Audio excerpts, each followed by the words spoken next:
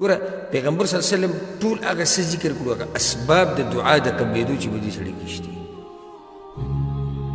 یعنی دې سړي کې اسباب د دعا د قبلېدو چې کوم دي هغه ټول په دې کې شته اولنی پیغمبر صلی الله علیه وسلم څه ذکر کړو یطیل السفر اوږد سفر باندې دی کله چې سړی په سفر باندې که نه او دې ناشنا سفر یو سړی ناشنا یي که نه هر علاقه کې دې ناشنا نو دې سره دې کمزوری شوی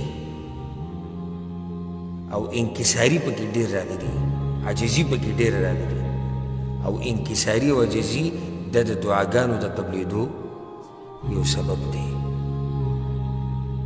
ولې حدیث کې دا راځي ګوره معروف حدیث دی تاسو معلوم په سنن د امام ابو داود کې ترمذي امام ابن ماجه هم راوړی 3 دعوات مستجابات لا شك فيهن درې قسمه د درې خلکو دعاګانې قبولی دی شک پکې نشتی دعوة الوالد د پلار دعاګانې و دعوة المسافر د مسافر دعاګانې و دعوة المظلوم او چې ظلم ورسره وشي د هغه دعاګانې اوس دې ځای کې مسافر د سړی په سفر دی که نه دی د ده دعاګانې قبلي یعنی دا یو سبب پکې شتي چې د سړی په سفر دی دویم پیغمبر صلی الله علیه وسلم څه وایي اشعث اغبر په بد حال دی دوړوالی دی ویښتې ګډوډ دي دا هم د دعاګانو د قبلېدو یو سبب دی څنګه ولې ځکه چې په داسې ټیم کې په ده باندې شفقت او مهرباني د سړي ډېره راځي لکه ورته یو سړی ویني او راشي تا نه سوال کوي چې ما له یاره پلانی شی راغله په بد حال راشي او زړې کپړې یې اچولي او ویښتې یې ګډوډي ستا په زړه سوځي که نه او یو سړی راشي داسې صفا سوتره خوشبویي لګولي اکثره غریب یي خلک څه وایي مازدیګر کو کاټن مې سپینه کپړه یې اچولي ده وایي دی سوال کوي نو دې ځکه اوس دا سړی په بد حال دی دا دویم سبب شو وګوره سبحان الله سلف صالحینو کې هم بعضونه دا ثابت دي وایي کله چې به یې دعاګانې غوښتې نو دعاګانو غوښتو دپاره به یو زړه جوړه جامه ساتلې وه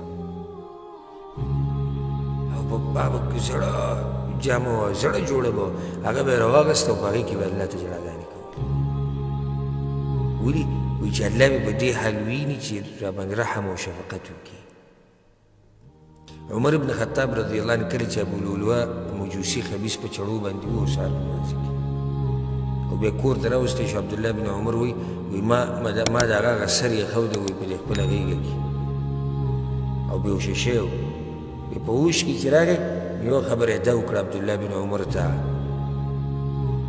وایي زما دا سر کېده په دې خاورو کې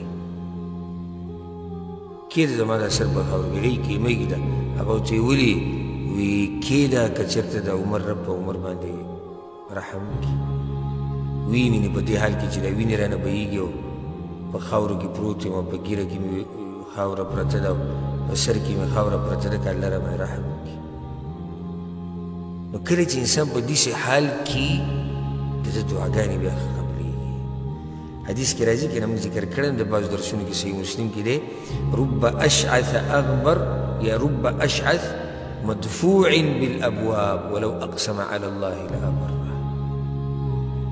پیغمبر صلی الله علیه وسلم وی باز دغه دا دوړو چې وهلي راوهلي دا ګډوډ چې او خلک یې نه پرېږدي په دروازو کې ور خلک دکې ورکوي بهر ته وباسي که چېرته قسم یې وخوړو الله نه قسم ورکړو چې الله دا کار به کوې الله به یې کوي او د شکل نه به صحیح خړ پړ وي خو مقام یې دومره اوچت دی كم يحدث كذي كم من أشعث أغبر ذي طمرين لا يؤبى له لو أقسم على الله لأبره ډېر داسې دي پیغمبر صلی الله علیه وسلم وایي چې هغه خړ پړ ګرځي څوک ورته ګوري هم نه څوک یې په څه کې حسابوي هم نه څوک یې قدر او عزت هم نه کوي او که الله له قسم ورکړو چې دا کار به کوي الله به یې کوي داسې اوچت خلک نو دې سړي کې دویم دا سبب هم شته دریم یمد یدیه الی السماء لاسونه یې اوچت کړي دي کوم طرف ته اسمان ته او رفع الیدین من اسباب الاجابه په دعاګانو کې لاس اوچتول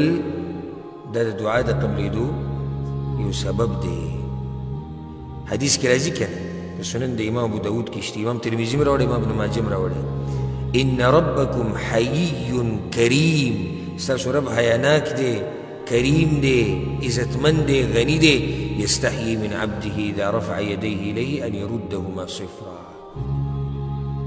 الله له د دې نه حیا ورځي چې یو بنده دې ورته لاسونه اوچت کړي، هغه دې ورته خالي واپس کړي. الله لاسونه خالي نه واپس کوي، او چې کله دې لاسونه خالي را واپس شو، پوه په تا کې به څه چلي. نو دې سړي خو لاسونه اوچت کړي دي، او په دعا کې لاس اوچتول د دعا د قبلېدو څه دی؟ سبب دی. فایده یاده کړئ. لکه دا مسله زموږ د ملکونو کې ډېر راځي چې فلاني ځای کې دعاګانو کې لاس اوچت نه کړو، د اوچت کړو، دا به اوچتو که نه. زه درته قاعده قانون ذکر کړم، دا مسله موږ تفصیلا نشو ذکر کولی کې دا وخت د دغې نه دی. یو هغه دعاګانې چې پیغمبر صلی الله علیه وسلم نه ثابت دي او هغه ورسره لاس اوچت کړي، نو موږ به هم په هغه ځای کې لاس اوچتو. مثال باران دپاره دعا غواړي یا قنوت شو، په دې کې د پیغمبر صلی الله علیه وسلم نه ثابت دي او داسې نور. دویم چې د پیغمبر صلی الله علیه وسلم نه په یو ځای کې دعا ثابت او لاس اوچتول ترې نه ثابت، موږ به هم دعا غواړو لاس به نه اوچتو. مثال خطبه کې چې کله عامه دعا کېږي، امام خطیب دعاګانې غواړي، نه به خطیب لاس اوچتوي او نه به مقتدي. دغه شان تعزیت کې پیغمبر نه تعزیت ثابت دی، خو لاس اوچتول ترې نه ثابت. بل لکه اوس ته یو سړی د باتروم نه راووتو قضای حاجت، کم ذکر به غفرانک څه معنی؟ یا الله زما ګناهونه وبخ. اوس لاس یې وچت کړي، غفرانک صحیح دی؟ ولې نه صحیح؟ پیغمبر دلته ځای نه دی وختي. یا ته جومات ته ورننوځې، اللهم افتح لي ابواب رحمتک، لاس به ورسره اوچتې؟ نه، ځکه چې پیغمبر دلته دعا غوښتې ده، خو لاس یې ورسره نه دی اوچت کړی. لکه څنګه چې دا مخکې غفرانک پیغمبر دا دعا غوښتې ده، خو لاس یې ورسره نه دی اوچت کړی. دا دریم قسم شو. دریم عامې دعاګانې، نو بیا په عامو دعاګانو کې لاس اوچتول څه دي؟ هغه غوره دي. چې عیدونه علاوه نو بیا په هغې کې لاس اوچتول څه دي؟ غوره دي. ورسېدی که نه؟ دا قانون یاد کوي. دا اوس چې دا مسله تاسو ته یاد دي که نه، نو دا قانون شو. کوم ځای کې پیغمبر دعا کړې لاس اوچت کړي، موږ به دعا کوو لاس به اوچتو. کوم ځای کې پیغمبر دعا کړې لاس نه اوچت کړي، موږ به دعا کوو لاس به نه اوچتو. کوم ځای کې پیغمبر صلی الله علیه وسلم نه دی ثابت، لکه اوس عام اوقاتو کې دعا کوي ځان ته. او دې لپاره خو ته دا نه ګورې چې پیغمبر دې ټیم کې دعا کړې ده که نه، عامو ادلو نه تلېږي. الله وایي دعاګانې ډېرې غواړي، پیغمبر وایي دعاګانې ډېرې غواړي، او ته هم راپاسې دعاګانې غواړي. د شپې تهجد ټیم کې دې لاس اوچت کړو، یا عام اوقاتو کې ناستې دعا کوي لاس اوچت، هېڅ خبره نه. کوم چې سړی دا ووایي چې زه د فرض مانځه نه بعد دعاګانو سره لاس اوچتوم، تاسو ما ولې منع کوئ؟ پیغمبر صلی الله علیه وسلم نه اذکار ثابت دي، اذکار هم دعاګانې دي، خو د هغې سره لاس اوچتول د پیغمبر نه ثابت دي. هغو سره لاس نه اوچت کړي، موږ هم لاس نه اوچتو. او دې سړي چې کوم لاسونه اوچت کړي دي، دا ویمد یدیه للسماء یا رب یا رب. نو څلورم سبب پکې څه دی؟ الله په ښایسته نومونو سره او صفاتو سره رابلي. ای ربا، ای زما ربا، څومره عاجزي ده. الله اکبر. ته اوس دې ته وګورې، یو سړی په سفر دی، خړ پړ دی، ویښتې په بد حال دي، لاسونه اسمان ته نیولي دي. یا رب یا رب. څو اسباب دي دعا د قبلېدو؟ څلور. کم دي؟ په سفر دی، خړ پړ دی، لاسونه اسمان ته اوچت کړي، او د الله ښایسته نومونه او صفات، یا رب